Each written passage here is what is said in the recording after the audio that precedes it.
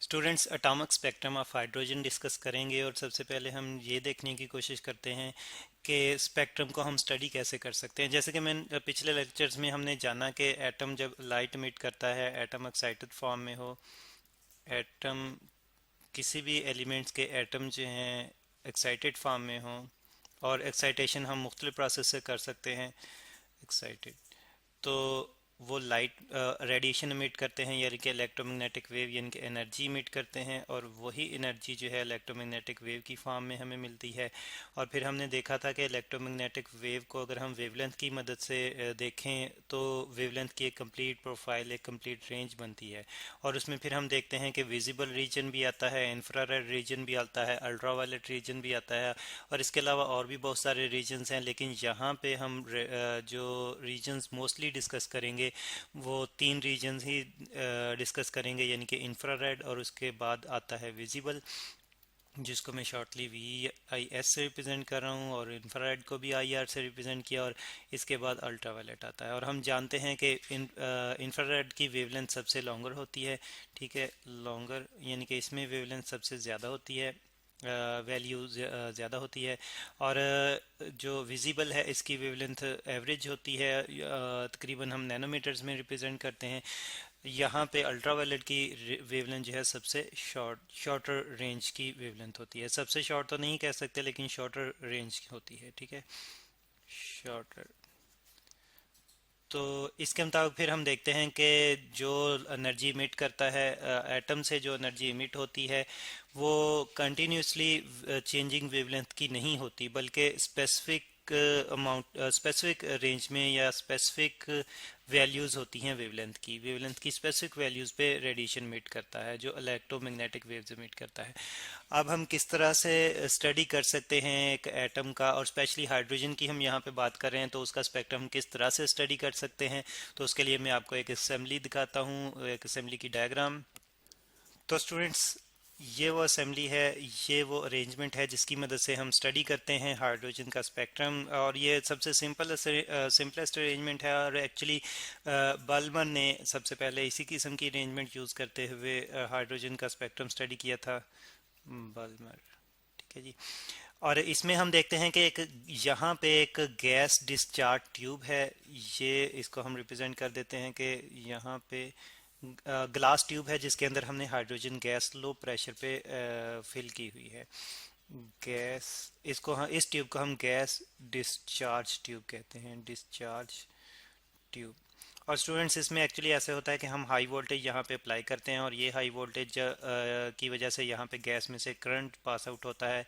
Ionization, high voltage की वजह से आयनाइजेशन होती है, और उसकी वजह से जो है करंट पास आउट होता है ट्यूब में से, इस गैस में से। और गैस को बहुत लो प्रेशर पर, हाइड्रोजन गैस को बहुत लो प्रेशर पर हमने फिल किया होता है, यानी कि बहुत ज़्यादा वॉल्यूम में बहुत कम अमाउंट जो है वो गैस की डाली होती है।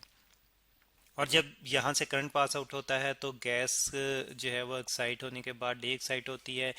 तो डी एक्साइटेशन में वो रेडिएशन यानी कि लाइट मिट करती है, और वही लाइट जो है यहाँ पे हम स्लिट में से गुजारने के बाद प्रिज्म पे फॉल आउट करवाते हैं। स्लिट में से गुजारने का मकसद ये है कि हमें एक स्पेसिफिक बीम की फॉर्म में जो है वो लाइट मिले, ठीक है। तो यहाँ से लाइट जब गुजरती है और इस प्रिज्म पे फॉल आउट होती है तो हम जानते हैं कि प्रिज्म एक डिस्पर्सिंग मीडियम है, यानी कि जो लाइट यहाँ से निकलेगी वो डिस्पर्स होगी, वो बिखर जाएगी, और मतलब अपने कॉन्स्टिट्यूंट कंपोनेंट्स में जो है वो तकसीम हो जाएगी।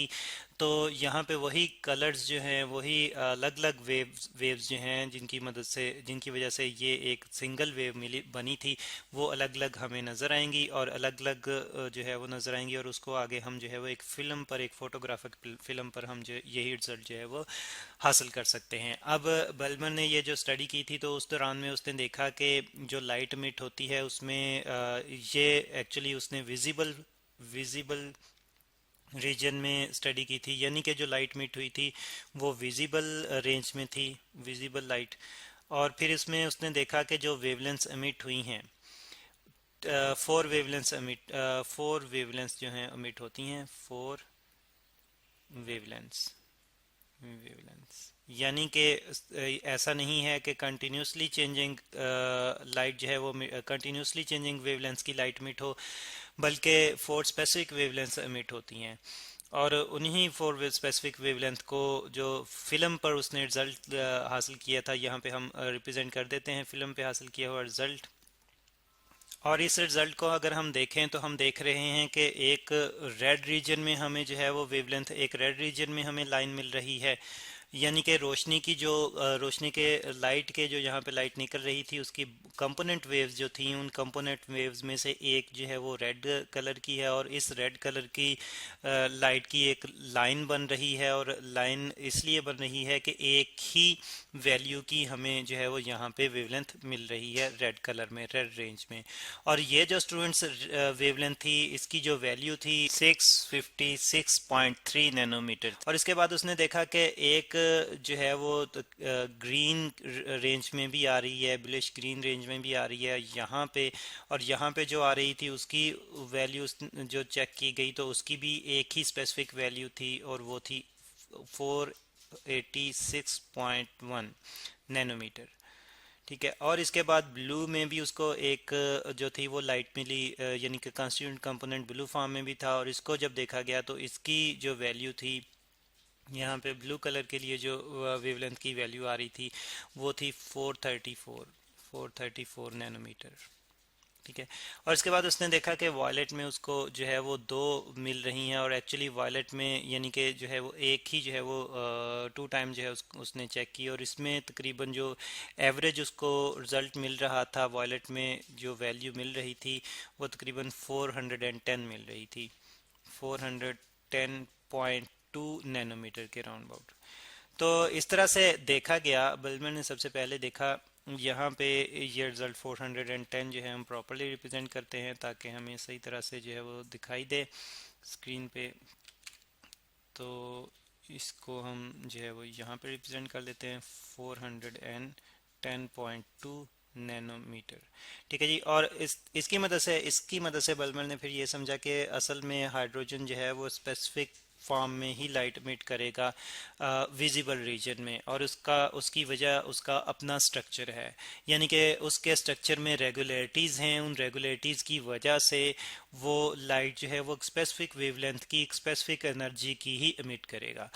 तो इस तरह से हाइड्रोजन एटम को समझने में मदद मिली। हाइड्रोजन एटम में बल्मर ने रेगुलरिटीज़ का जिक्र किया, रेगुलरिटीज़, और इन रेगुलरिटीज़ को फिर मॉडिफाई किया, यानी कि जो बल्मर ने रिज़ल्ट डिस्कस किए थे उनको मॉडिफाइड फॉर्म में राइटबर्ग ने, J.R. राइटबर्ग ने इन्हीं रेगुलरिटीज़ को मॉडिफाई किया, मॉडिफाइड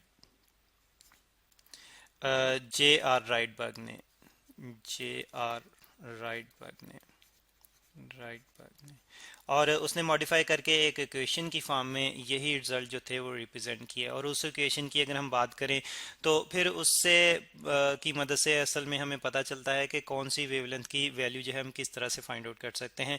तो J.R. राइटबर्ग के जो मॉडिफाइड फॉर्म में जो उसने इक्वेशन बनाई थी वेवलेंथ के लिए वो कुछ इस तरह से है, 1/λ इज इक्वल टू, ये इसको जो है हम रिप्रेजेंट करते हैं कि J.R. राइटबर्ग की 1/λ is equal to R into 1/p² minus 1/n²।